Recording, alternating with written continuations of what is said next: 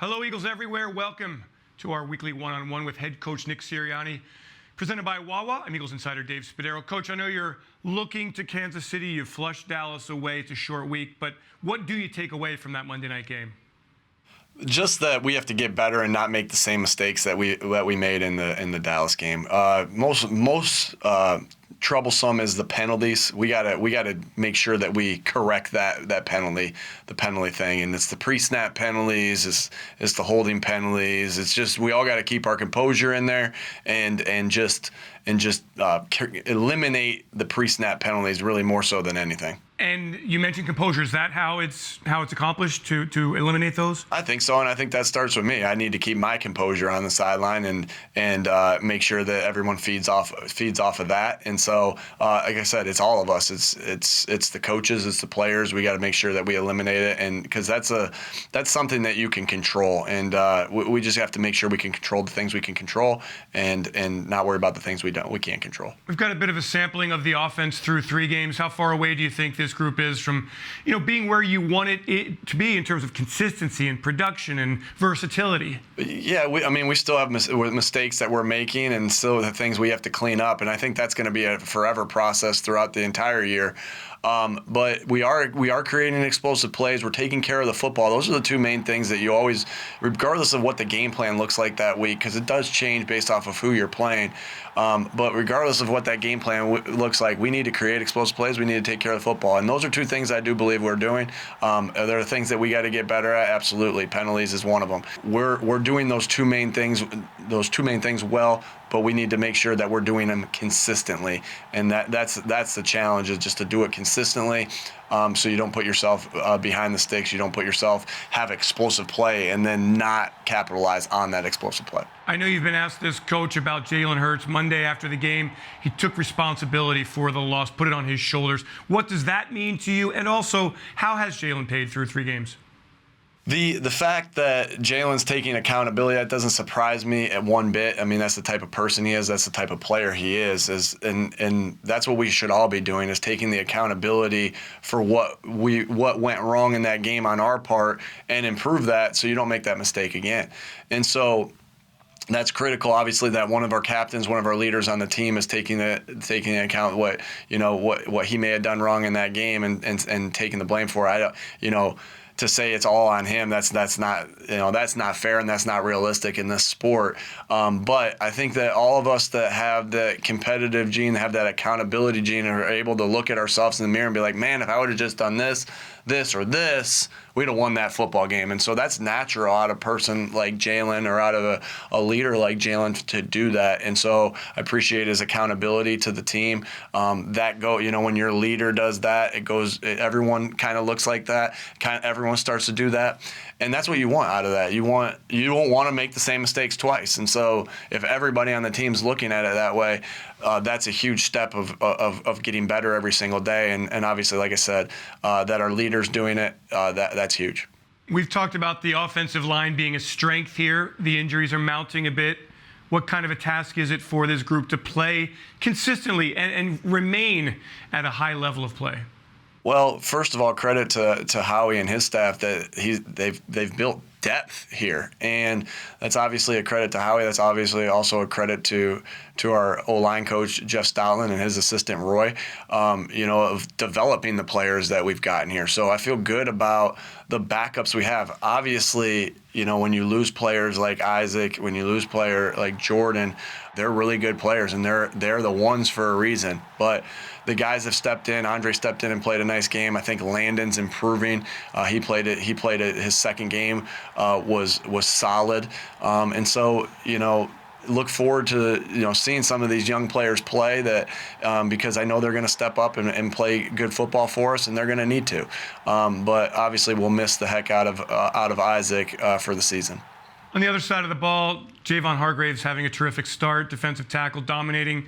When you watch him, what jumps out at you? Just that he's taking advantage of the opportunities that he's getting. He's strong, he's powerful, he's explosive. He's getting some good looks here. That with Fletch on the other side, you get 2 good defensive tackles in there. Then they're gonna be able to make plays because the defense can't, or the offense. As an offensive coach, I know the one thing you always look at before a game starts, before you even start game planning, is who do they have up front? Who are the front four? You do that even before you look at a linebacker, a safety, a corner. You look at that before anything, even a scheme. Like, you're just like, wait, who do they have up there that you got to stop? And so, to have two guys inside like that we do have, I think they feed off each other.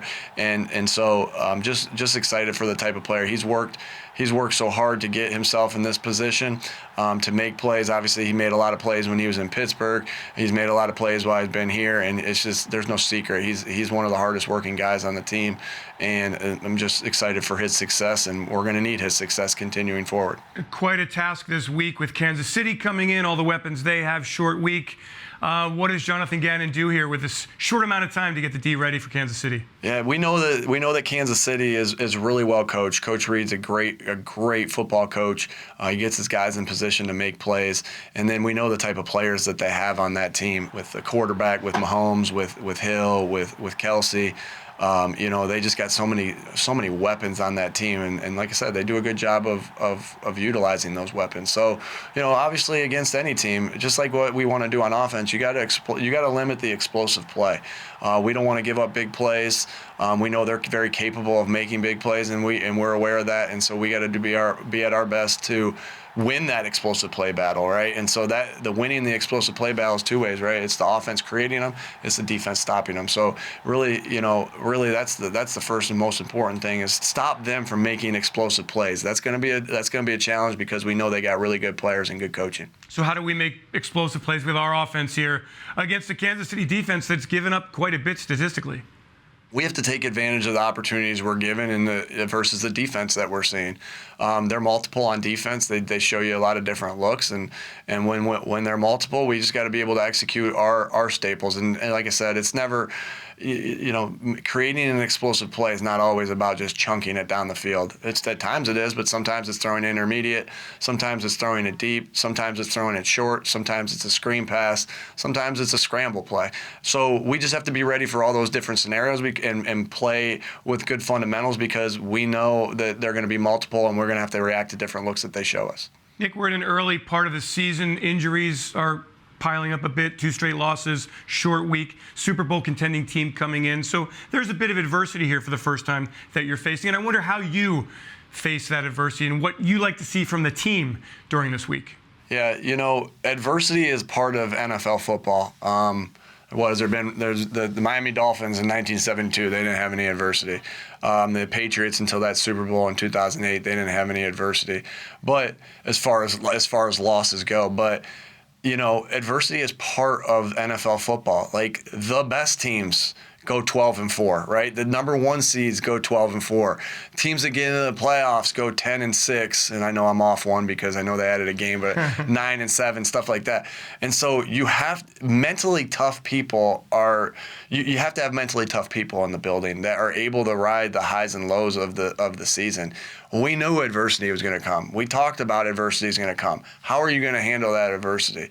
Are you going to what are you going to do? And it's really simple for us. We're going to double down on the things that we know to be true. And that is, competing, competing, accountability, football IQ, and fundamentals.